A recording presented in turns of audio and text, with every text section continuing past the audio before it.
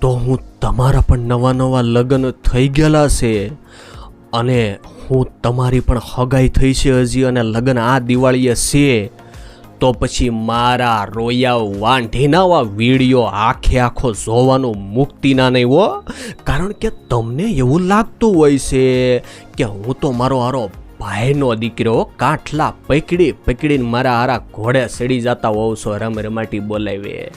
પણ લગ્ન જે છે એ જ્યારે થાય ત્યારે તમે ઘોડે તો મોટે ઉપાધિએ સડી જાવ છો, પણ પછી લગ્ન થયા પછી શું કરવું એની હાલ ભાઈની તમને પાસે નોલેજ જે છે એ તમારી પાસે હોતું નથી અને એ લેવું ખૂબ જ વધારે જરૂરી હોય છે. ઘોડે સડવા કરતાં પણ વધારે ઇમ્પોર્ટન્ટ હોય છે હો. તો આ વિડીયો જે છે એ આખો જોઈ લેવાનો થાય છે, બરાબર ને? અને હું તમે આ ચેનલ ઉપર નવા આંટો ફેરા કરવા આવી ગયા છો તો મારા રોયા વાટ હેની જોવો છો. આ વિડીયોની હેઠે લાલ કલરનું સબસ્ક્રાઇબનું બટન દેખાઈ જશે, એને દબાવી લો. બાજુમાં ઘંટો દેખાય એને પણ ટનાટન કરી લો મારા રોયા.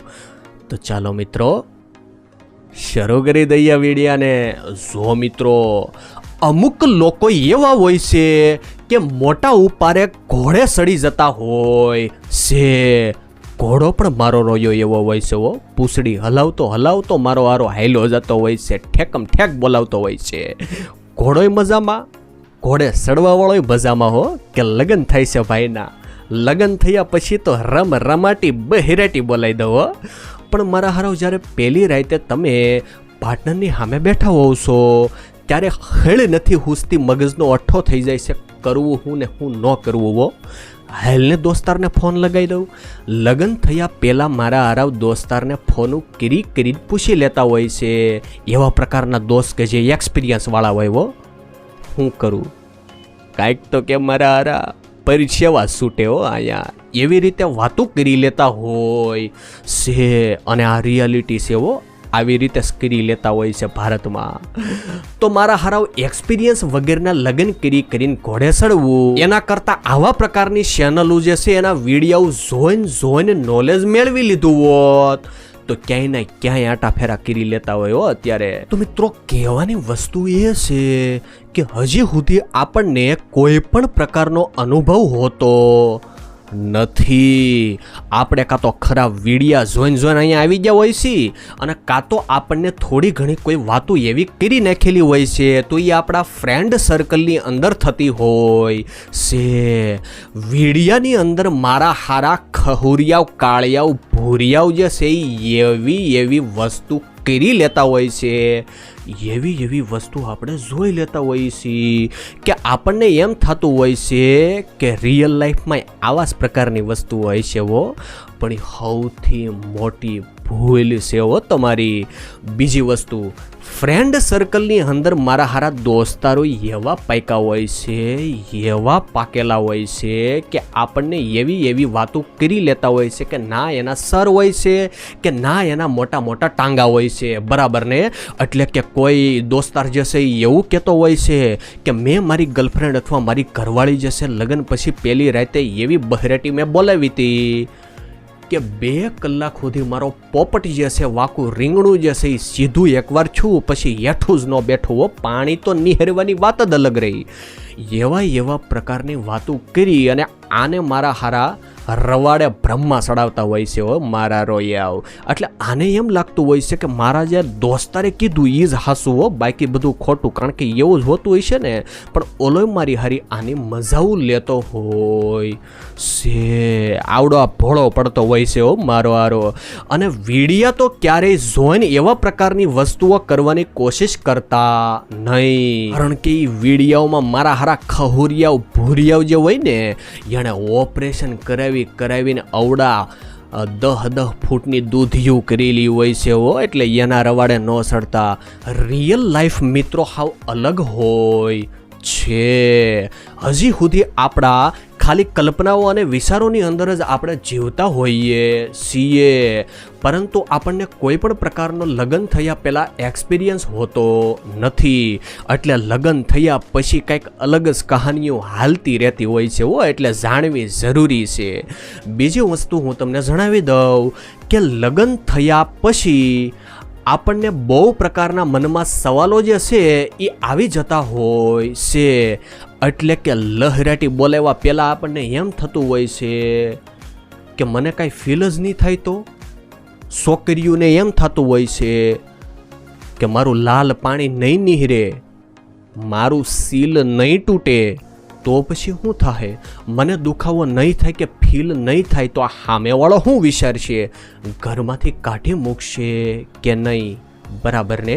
અને છોકરાઓ એવું વિચારી લેતા હોય છે કે મારો અંદર જ નહીં જાય તો, અથવા તો મારી સાઇઝ અથવા તો મારું શરીર સામેવાળીને પસંદ નહીં આવે તો હું મારું રોયું, બરાબર ને. એવા પ્રકારના વિચારો આપણને આવી જતા હોય છે. છોકરીઓ એવું વિચારી લેતી હોય છે કે મને વધારે પડતો દુખાવો થઈ જાય તો, મારાથી સહન નહીં થાય તો, રાયડું વાળી થાહે તો હું, બરાબર ને. આવા પ્રકારની વસ્તુઓ જે છે એ આપણા મનની અંદર આવી જતી હોય છે. છોકરાઓ એવું પણ વિચારતા હોય છે કે મારું વહેલા સટકી જાહે તો, મારો ઊભો જ નહીં થાય તો, ઊભો થાહે તો ઊભો નહીં રહી તો, બરાબર ને. આવા પ્રકારના વિચારો મગજનો અઠ્ઠો કિરે પાર કરતા હોય છે.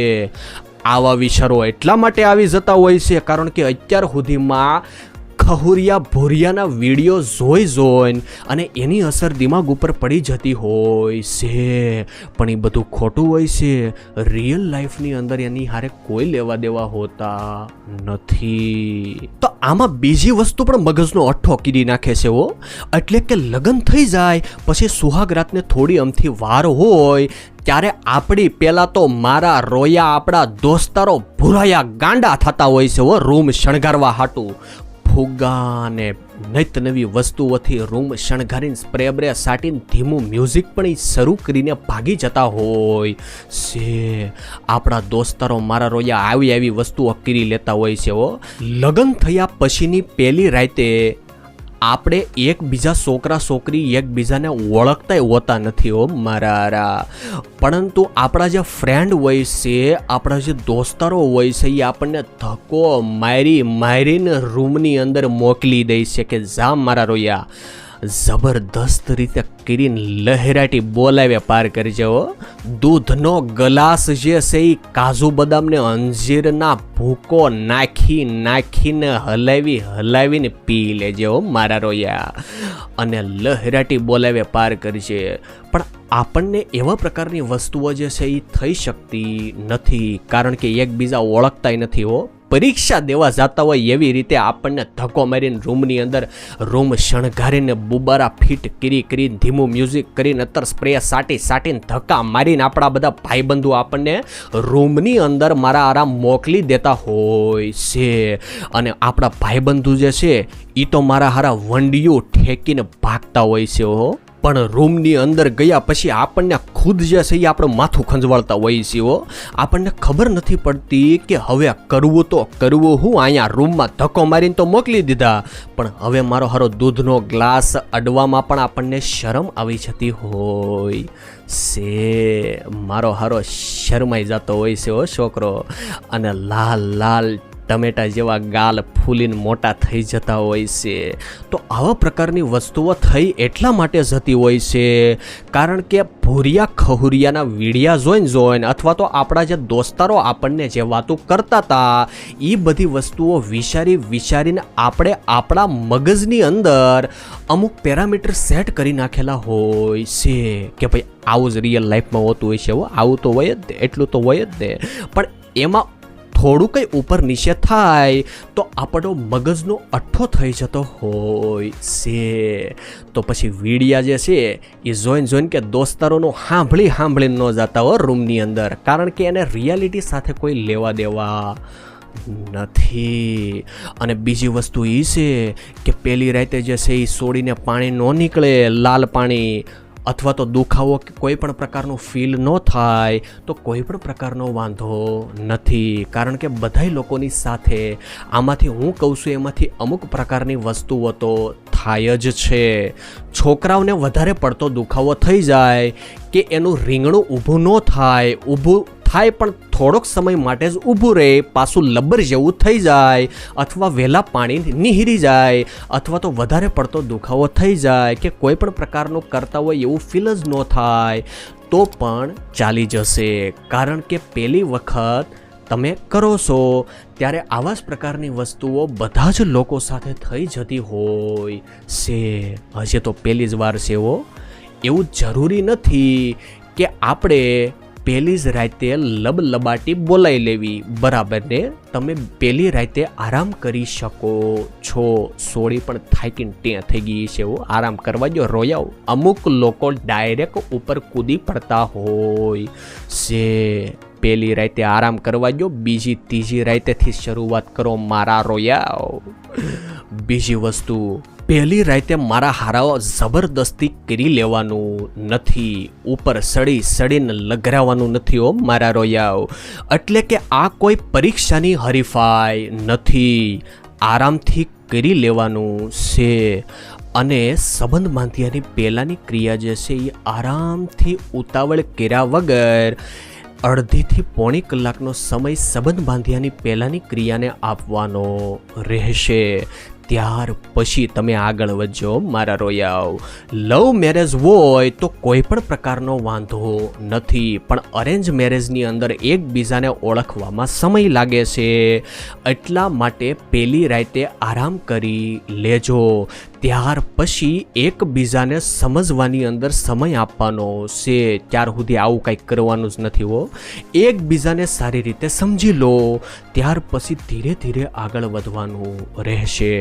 અમુક છોકરીઓ પણ એવું ઈચ્છતી હોય છે કે છોકરો પહેલાં મને સારી રીતે સમજી લે, ત્યાર પછી આવા પ્રકારની વસ્તુઓ જે છે એ કરી લેવું, બરાબર ને?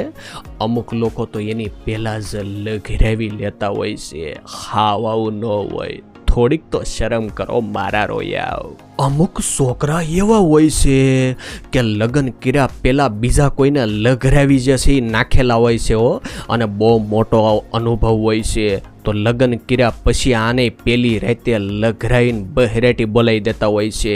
એટલે આ છોકરીને એવું થતું હોય છે કે મારું હારું આ હું કરી લીધું, બરાબર ને?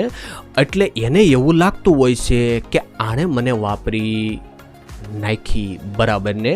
એટલે કે મારો યુઝ કરી લીધો. એવા પ્રકારની વસ્તુઓ એને ના થવી જોઈએ. એવા પ્રકારની વસ્તુ તમે ધ્યાન રાખી લેજો મારા હારાવ. અમુક લોકો એવા હોય છે કે એના મગજની અંદર એક એવા પ્રકારનું મિથ હાલતું રહેતું હોય છે કે અમુક સોડિયું પણ એવી હોય છે કે જલ્દીથી લગ્ન કરીને છોકરાને લઘરેવી નાખવું એવું છોકરીઓ વિચારતી હોય છે કે જેથી આ છોકરો મને મૂકીને ન જાય. હાવ એવું ન હોય છોકરીઓ, ધ્યાન રાખજો. એવા પ્રકારની વસ્તુઓ હોતી નથી, દિમાગનો ભ્રમ છે કાઢી નાખજો. તો આટલા પ્રકારની વસ્તુઓ તમારે ધ્યાન રાખવાની છે. આવા પ્રકારની ઇન્ફોર્મેશન તમને કોઈ સ્કૂલ કોલેજની અંદર મળવાની નથી. એટલા હાટો આ ચેનલને સબસ્ક્રાઈબ કરી લેજો. આખા યુટ્યુબ ઉપર આવી ચેનલ નથી ગુજરાતીમાં. તો ચાલો મિત્રો, મળીએ કોઈ બીજા એક સરસ વિડીયોની અંદર. ત્યાં સુધી ધન્યવાદ.